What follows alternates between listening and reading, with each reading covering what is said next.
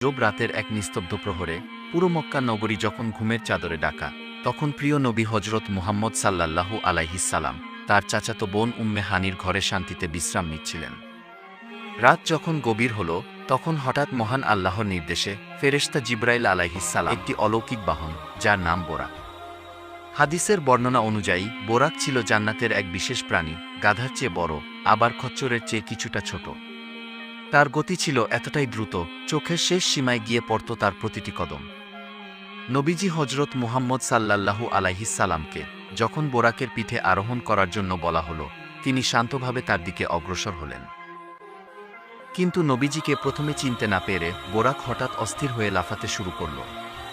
তখন ফেরেশতাদের সর্দার হজরত জিব্রাইল আলাইহিসসালাম কঠোর কণ্ঠে বোরাককে বললেন, হে বোরাক, তুমি কি জানো কার সঙ্গে এমন আচরণ করছো? আজ তোমার পিঠে যিনি আরোহণ করবেন, তিনি কুল মাকলুকাতের সর্দার, আল্লাহ তাআলার সবচেয়ে প্রিয় বান্দা হজরত মুহাম্মদ সাল্লাল্লাহু আলাইহিসসালাম। আজ পর্যন্ত তার চেয়ে বেশি সম্মানিত কেউ তোমার পিঠে আরোহণ করেননি। এই কথা শুনে বোরাক সঙ্গে সঙ্গে লজ্জায় নত হয়ে গেল, তার সমস্ত অস্থিরতা দূর হয়ে গেল এবং সে শান্ত এবং বিনীত হয়ে দাঁড়িয়ে রইল।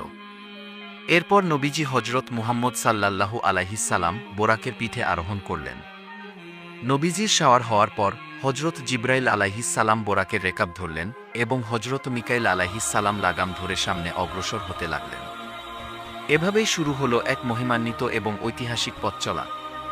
চলতে চলতে তারা খেজুর গাছে ভরপুর এক সবুজ প্রান্তরে পৌঁছালেন। সেখানে পৌঁছে হজরত জিব্রাইল আলাইহিসসালাম বললেন, হে আল্লাহর রাসূল, এটাই আপনার হিজরতের ভূমি, এই স্থানের নাম ইয়াসরিব।